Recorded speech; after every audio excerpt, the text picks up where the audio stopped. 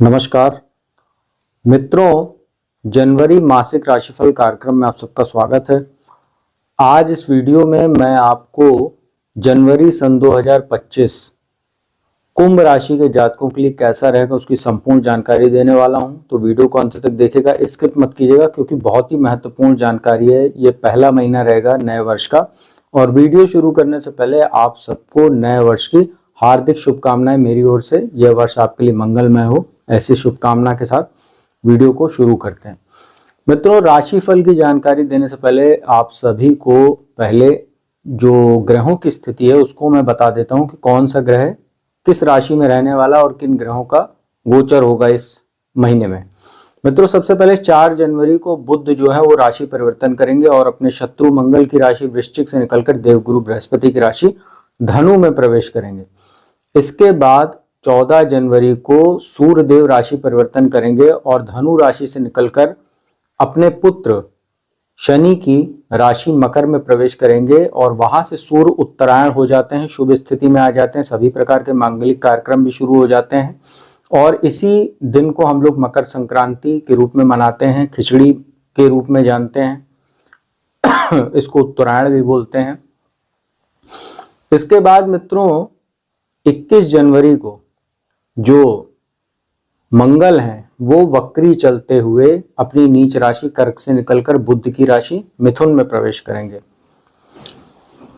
फिर 28 जनवरी को जो शुक्र हैं वो कुंभ राशि से निकलेंगे और अपनी उच्च राशि मीन में प्रवेश कर जाएंगे और वहां पर वो 31 मई 2025 तक रहने वाले हैं। ये एक बहुत अच्छा राशि परिवर्तन होगा। बाकी शनिदेव पूरे महीने कुंभ राशि में रहने वाले हैं, मार्गी स्थिति में है। देवगुरु बृहस्पति वक्री चल रहे हैं अभी और वो वृषभ राशि में है। और मंगल जो है वो मैंने बता दिया है। राहु जो है वो मीन राशि और कन्या राशि में केतु का गोचर पूरे महीने चलता रहेगा। तो यह है सभी ग्रहों की स्थिति। अब इसी के आधार पर आपको राशिफल की जानकारी देते हैं। मित्रों, सबसे पहले बुध की स्थिति आपको बताते हैं। बुध इस बार, माफ कीजिएगा, मैंने 2 बार बताना था कि बुध जो है वो 24 जनवरी को भी राशि परिवर्तन करेंगे और वो मकर राशि में जाएंगे। तो बुध का 2 बार राशि परिवर्तन इस महीने होने वाला है। तो सबसे पहले तो वो आपके पंचम भाव के स्वामी होते हैं और अष्टम भाव के स्वामी होते हैं और 4 जनवरी को आपके दशम भाव से निकलेंगे और चले जाएंगे लाभ भाव में। और लाभ भाव में बुध का गोचर काफी अच्छा रहेगा। जो भी कुंभ राशि के जातक management, banking, finance sector, share market आदि क्षेत्र से जुड़े हुए हैं या वाणी संबंधित काम करते हैं, टीचिंग जॉब करते हैं, खासतौर पे अगर गणित के टीचर हैं तो उनके लिए बहुत अच्छा समय काल कह सकते हैं। बुद्धि के स्थान पर उनकी दृष्टि भी है पंचम भाव पर और ये अपनी ही राशि पर देख रहे हैं तो संतान उत्पत्ति के लिए भी बहुत अच्छा समय, संतान के कैरियर में तरक्की देखने को मिलेगी। इसके बाद थोड़ा सा दिक्कत होगी जब वो 24 जनवरी को आपके द्वादश में जाएंगे। तो यहाँ से संतान को लेकर थोड़ी सी चिंता आपकी बढ़ सकती है। संतान के स्वास्थ्य को या उसके शिक्षा में कुछ बाधा उत्पन्न होगी। और यहाँ पर अष्टम भाव के स्वामी बनते हैं और द्वादश में चले जाएंगे जब 24 जनवरी को। तो थोड़ा बहुत आपको हेल्थ इशू भी देखने को मिल सकता है और कहीं ना कहीं खर्चों में कुछ बुध बढ़ोतरी करा सकते हैं। तो इसका आपको ध्यान रखना पड़ेगा। बजट वगैरह बना के चलिएगा 24 जनवरी के बाद से। मित्रों, इसके बाद बात करते हैं सूर्यदेव की। सूर्यदेव जो है बहुत शुभ स्थिति में है आपके लिए 14 जनवरी तक। 14 जनवरी को सवेरे 9:04 तक वो आपके लाभ भाव में गोचर कर रहे हैं, धनु राशि में। सप्तम भाव के स्वामी होते हैं वैवाहिक सुख और साझेदारी में, व्यापार के घर के, और लाभ भाव में गोचर कर रहे हैं। 14 जनवरी को प्रातःकाल 9 बजे तक आपको जो है कहीं ना कहीं बहुत अच्छा ये लाभ दे रहे हैं, मान सम्मान बढ़ा रहे हैं। जो लोग विदेशों से व्यापार करते हैं उनके लिए अच्छा है। जो लोग शिक्षा के लिए विदेश जाना चाह रहे हैं या विदेश में पढ़ रहे हैं उनके लिए बहुत अच्छा समय है। जो लोग सरकारी नौकरी करते हैं, प्रशासनिक सेवा से जुड़े हुए हैं या सरकार में हैं, पॉलिटिशियन वगैरह, उनके लिए बहुत अच्छा समय है। संतान को लेकर भी कहीं ना कहीं अच्छे आपको ये शुभ अवसर ये प्राप्त करा रहा है क्योंकि 4 जनवरी को जब बुध आएंगे यहाँ तो पहले से ही विराजमान है और सूर्य यहाँ 14 जनवरी को जब आएंगे तो सूर्य बुध का बुधादित्य राजयोग बनेगा 10 दिन के लिए। उसके बाद 24 जनवरी को द्वादश में चले जाएंगे। तो इसके बाद जो है यहाँ पर जो सूर्य हैं वो लाभ भाव में है और इसके बाद जो है सूर्य जो है आपके 14 जनवरी को चले जाएंगे द्वादश भाव में। तो यहां से थोड़ी सी स्थिति आपके लिए फिर दिक्कत कर जाएगी सूर्य की, क्योंकि बुध पहले ही चले जाएंगे वहां पर माफ कीजिएगा, बुध 24 जनवरी को आएंगे वहां पर, सूर्य पहले चले जाएंगे मकर राशि में, तो सूर्य सप्तमेश होकर वहां पर बैठेंगे जब, तो ये वैवाहिक जीवन में समस्या पैदा करेगा। बिजनेस में आपको सडन कुछ अनएक्सपेक्टेड लॉस देखने को मिल सकता है, या आपका कोई फैसला था वो गलत हो सकता है। जो बिजनेस पार्टनर आपके हैं उसके साथ भी कुछ मनमुटाव आपका हो सकता है। पति पत्नी अगर किसी बिजनेस में एज अ पार्टनर काम करते हो तो कुछ मनमुटाव देखने को मिलेगा, तो इनसे आपको बचना पड़ेगा 14 जनवरी के बाद से। और वहां पर 24 जनवरी को बुध भी आ जाएंगे, तो वहां पर सूर्य बुध का बुधादित्य राजयोग एक बार बन जाएगा फिर से। तो यहां पर आपको ये देखना है कि कहीं ना कहीं जो स्थितियां हैं आपके लिए बहुत अच्छी नहीं बन रही सूर्य को लेके, क्योंकि सूर्य 14 जनवरी को जाएंगे और 24 जनवरी को बुध आ जाएंगे वहां पर। तो हेल्थ इशू कुछ आपको देखने को मिलेगा, सूर्य भी हेल्थ इशू देंगे, खर्च बढ़ाएंगे, बेवजह के खर्च वगैरह आपको देखने को मिल सकते हैं। कोर्ट कचहरी जुड़ा कोई मामला उसमें भी खर्च वगैरह आपका हो सकता है, इसका आप ध्यान दीजिएगा मित्रों। इसके बाद बात करते हैं मंगल की, क्योंकि मंगल 21 जनवरी को यहां पर वो राशि परिवर्तन करेंगे, और मंगल जब राशि परिवर्तन करेंगे तो ये आपके छठे भाव से निकलकर उल्टा चलते हुए पंचम भाव में आ जाएंगे। तीसरे भाव के स्वामी दशम भाव के स्वामी होकर पंचम भाव में रहेंगे, और यहाँ पर वो 3 अप्रैल तक रहने वाले हैं। तो केंद्र त्रिकोण का राजयोग हो जाएगा आपके लिए, क्योंकि दशमेश होकर यहाँ पर आ रहे हैं। तो अच्छा है, जो लोग इंजीनियर हैं या इंजीनियरिंग की पढ़ाई कर रहे हैं, कोई नौकरी वगैरह की तलाश में, तो उनको नौकरी वगैरह मिल सकती है। साथ ही आपके पद प्रतिष्ठा में वृद्धि हो सकती है। जो लोग प्रशासनिक सेवा से जुड़े हुए हैं, जैसे आईपीएस वगैरह की नौकरी करते हैं, सेना पुलिस भर्ती की तैयारी कर रहे हैं जो छात्र, ऐसे लोगों के लिए बहुत अच्छा समय है। और ये विदेशों से व्यापार करने वाले लोगों के लिए भी अच्छा है। जो लोग आईटी क्षेत्र से जुड़े हुए हैं, टेक्नोलॉजी के क्षेत्र से जुड़े हुए हैं, उनके लिए बहुत अच्छा समय है। साथ ही जो लोग स्पोर्ट्समैन हैं या स्पोर्ट्स से संबंधित काम करते हैं, उनके लिए अच्छा समय कह सकते हैं। थोड़ा संतान को लेकर कुछ चिंता आपको देखने को मिल सकती है। जिनका संतान उत्पत्ति का समय चल रहा है, उनको 21 जनवरी से लेकर 3 अप्रैल तक थोड़ा सतर्क रहना चाहिए, क्योंकि ये कहीं ना कहीं आपको कोई मिसकैरेज वगैरह करा सकता है, मेडिकल कॉम्प्लिकेशन दे सकता है, इसका आप ध्यान रखिएगा। अष्टम भाव पर दृष्टि रहेगी, तो थोड़ा सा कहीं ना कहीं गाड़ी वगैरह चलाते समय सावधानी बरतिएगा, दुर्घटना आदि के योग बनेगा। और द्वादश पर जो मंगल की दृष्टि पड़ेगी 21 जनवरी से, ये आपके लिए थोड़ी सी दिक्कत पैदा कर सकती है, क्योंकि 14 जनवरी से वहां सूर्य भी रहेंगे, तो कुछ किसी भी प्रकार के वाद विवाद में पड़ने से आप बचाइएगा 3 अप्रैल तक खास तौर पे, तो आपके लिए बेहतर रहेगा मित्रों। इसके बाद बात करते हैं शुक्र की। शुक्र जो है वो यहाँ पर आपके लग्न में ही बैठे हुए हैं और शनि के साथ बैठे हुए हैं, और यहाँ पर वो केंद्र त्रिकोण के राजयोग में, क्योंकि 4th हाउस और भाग्य स्थान के स्वामी होकर, तो पूरे महीने शुक्र जो है आपको भाग्य में वृद्धि कराते रहेंगे। और जो समस्या आपको जो है कहीं ना कहीं बिजनेस में आने वाली है थोड़ी बहुत, जो सूर्य 14 जनवरी के बाद से द्वादश में जाके देंगे, शुक्र यहाँ पर वो 28 जनवरी तक उसको बैलेंस करे रहेंगे। तो ये अच्छी बात है, क्योंकि शनि की भी साथ में, शनि शुक्र आपस में मित्र, शनि और शुक्र की लगातार सप्तम भाव पर दृष्टि रहेगी। तो बिजनेस में आपको थोड़ा सा अप्स एंड डाउन देखने को मिलेगा, कुछ फायदे भी आपको होते रहेंगे और कुछ डिसीजन भी आपके गलत हो सकते हैं। अब आपको ये ध्यान रखना है, 7.5 का आपको चल रहा है दूसरा चरण, ऐसे में कुछ ना कुछ आपके डिसीजन कभी कभी जल्दीबाजी में भी हो सकते हैं, कुछ अच्छे भी होंगे और कुछ गलत भी हो सकते हैं।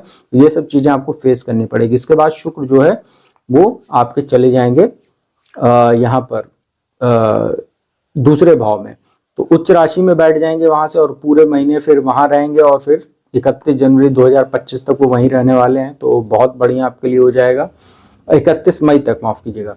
तो ये अच्छी स्थिति आपके लिए हो जाएगी। धन संबंधी चिंताएं आपकी अगर कोई थी वो दूर होंगी, तो बढ़िया समय आपके लिए शुक्र के लिए कह सकते हैं। पूरे महीने शुक्र आपको फायदा देने वाले, मान सम्मान बढ़ाएंगे, और कहीं ना कहीं मनचाहा खरीदारी वगैरह करने से आपका मन प्रसन्न रहेगा। और कोई प्रॉपर्टी आदि की भी खरीद फरोख्त संभव है, क्योंकि 4th हाउस के स्वामी होकर लग्न में रहेंगे। तो अच्छा है शुक्र का स्थिति आपके लिए। इसके बाद बात करते हैं शनि की, जो आपके राशि के स्वामी बनते हैं, और ये लग्न में बैठे हुए पूरे महीने बैठे रहेंगे, और शुक्र यहाँ बैठे हुए हैं 28 जनवरी तक उनके साथ। तो लग्नेश जो शनि है और द्वादश के भी स्वामी होते हैं, और आपको 7.5 का दूसरा चरण चल रहा है। तो लग्न में शनि बैठे हुए शश महापुरुष राजयोग बनाए हुए हैं, और यहाँ पर वो मार्गी भी है, और अब आपके दूसरे भाव की ओर अग्रसर है। 29 मार्च को चले जाएंगे दूसरे भाव में। तो आपके लिए काफी अच्छी स्थिति आने वाली है 29 मार्च से, जब शनि चांदी के पाए पे चलेंगे दूसरे भाव में, तो वहां से स्थितियां आपके लिए बहुत अच्छी हो जाएंगी। फिलहाल तो शनि अभी लग्न में है, थोड़ा बहुत आपके कार्यों में अवरोध पैदा वो करते रहेंगे, क्योंकि उनकी दृष्टि जो है वो नीच दृष्टि तीसरे भाव पर है। अभी भी आप जितना एफर्ट कर रहे हैं, जितना आप मेहनत कर रहे हैं, उतना आपको अच्छा परिणाम शनि नहीं दे पा रहे हैं। उसका कारण ही है कि तीसरे भाव पर नीचे दृष्टि है। और वैवाहिक जीवन में भी कुछ ना कुछ दिक्कत ये देते रहेंगे। और 14 जनवरी के बाद से लेकर और अगले 1 महीने तक तो बहुत सतर्क आपको रहना है, क्योंकि सूर्य आपके सप्तम वैवाहिक सुख के स्वामी होकर ही द्वादश में बैठे रहेंगे। ऐसे में शनि की सप्तम भाव पर दृष्टि आपके वैवाहिक जीवन में डिस्टर्बेंस पैदा जरूर करेगी, इसका ध्यान रखिएगा। बाकी कार्यस्थल पर शनि आपको फायदा देते रहेंगे, क्योंकि दशम भाव पर दृष्टि है। जो लोग पॉलिटिशियन है या लॉ की फील्ड से जुड़े हुए हैं या शनि से जुड़ा व्यापार करते हैं, उनको कुछ ना कुछ अप्स एंड डाउन जरूर मिलेगा, लेकिन फायदा आपको शनि लगातार कराते रहेंगे, क्योंकि यहाँ शश महापुरुष राजयोग का फल दे रहे हैं और अब वो दूसरे भाव की ओर भी अग्रसर हैं, तो उनकी दृष्टियां भी अब धीरे धीरे बदल रही हैं। तो अच्छी स्थिति है शनि की ओवरऑल आपके लिए।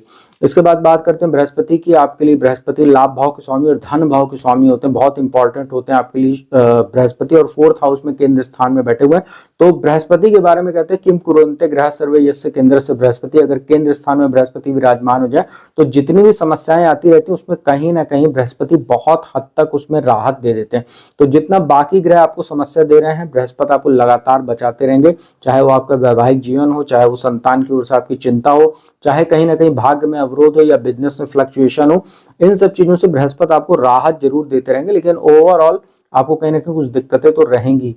लेकिन फिर भी बृहस्पति आपको दुर्घटना आदि से बचाएंगे, आपके आध्यात्मिक चेतना में जागृति पैदा करेंगे, और जो लोग रिसर्च के क्षेत्र से जुड़े हुए उनको फायदा देंगे। कार्यस्थल पर आपको लगातार अच्छे अवसर देते रहेंगे। दशम भाव पर दृष्टि डालकर द्वादश में जो दृष्टि रहेगी, तो ये जो वाद विवाद कोई होता है या किसी लीगल कॉम्प्लिकेशन में आप फंसने वाले होंगे, तो उन स्थितियों से बृहस्पति आपको निकाल लेगा। जैसे होगा कोई स्थिति ऐसी बन रही कि आपको कोर्ट कचहरी के दर्शन हो या चक्कर लग सकते हो, ऐसे में बृहस्पति आपको बचा ले जाएंगे। ये बृहस्पति का बहुत अच्छा काम आपके लिए रहेगा। इसके बाद बात करते हैं मित्रों राहु केतु की। राहु आपके 2nd हाउस में बैठे हुए हैं और केतु अष्टम में। देखिए केतु अष्टम भाव में बैठे हुए, अभी ये लोग 18 मई तक यहीं बैठे रहेंगे और 18 मई तक यहाँ पर बैठे हुए हैं। और केतु अष्टम भाव में बैठ के आपको लगातार स्वास्थ्य संबंधी समस्या, मानसिक चिंता, बेवजह के वाद विवाद और कहीं ना कहीं परिवार में कुछ मतभेद और स्वास्थ्य संबंधी समस्या, जैसे किसी को अगर पाइल्स वगैरह है तो उसको दिक्कत हो सकती है, गुप्तांगों में दिक्कत हो सकती है, तो हाइजीन वगैरह का ख्याल रखें। इसके बाद राहु दूसरे भाव में बैठकर आपको थोड़ी बहुत वाणी में प्रॉब्लम दे रहे हैं, जैसे व्यक्ति को चालाक बना देते हैं, चतुर बना देते हैं, लेकिन वो कभी कभी थोड़ी बहुत ओवर स्मार्टनेस और ओवर कॉन्फिडेंस आ जाता है राहु का दूसरे भाव में बैठने की वजह से। तो आप कभी कभी अपने ही मान हानि कर लेते हैं, तो सामने वाले से कितना क्या कब बोलना है इसको आप सोच समझ कर ही बोलिएगा, वरना ये स्थितियां आपके लिए दिक्कत पैदा करें। और 6ठे भाव पर दृष्टि, तो राहु भी आपको कहीं ना कहीं कुछ ऐसी हेल्थ इशू दे देते हैं जो इजीली डायग्नोज नहीं होती है। सब कुछ ठीक है लेकिन फिर भी कहीं ना कहीं हेल्थ इशू लगी ही रहती है थोड़ा बहुत। और धन आपको कमाने के लिए जरूर प्रेरित करते रहेंगे, खासतौर पे शॉर्टकट से, कुछ करप्शन के क्षेत्र से आपको कहेंगे कि शॉर्टकट अपनाओ, क्योंकि दशम भाव पर दृष्टि, तो आप इन सब चीजों से बचिएगा, वरना राहु आपको किसी गलत वे में ले जाकर और आपको लीगल कॉम्प्लिकेशन में फंसा देगा, खासतौर पे 14 जनवरी से लेकर अगले 1 महीने तक, जब तक सूर्य द्वादश में बैठे हुए हैं। तो आप ध्यान रखिएगा, ईमानदारी से अपना काम कीजिए पूरे महीने, तो आपके लिए बेहतर रहेगा। तो मित्रों जनवरी में अगर कुंभ राशि वालों के लिए ओवरऑल स्थिति देखें तो शुक्र आपके लिए बहुत अच्छी स्थिति में है, शनि भी बेहतर स्थिति में, लेकिन शनि के 7.5 की वजह से आपको अभी भी कार्य में आपके अटकना लटकना जैसी स्थिति बनी हुई है, समय पर काम नहीं हो रहा है, तो थोड़ा बहुत मानसिक तनाव आपका बना हुआ है, कहीं ना कहीं आप मन को मानसिक रूप से अभी भी अकेलापन आप महसूस करते हैं। लेकिन शुक्र की स्थिति आपको काफी हद तक बचाव कर रही है और बृहस्पति आपको पूरे महीने समस्याओं से बचाते रहेंगे, तो ये स्थिति आपके लिए अच्छी है।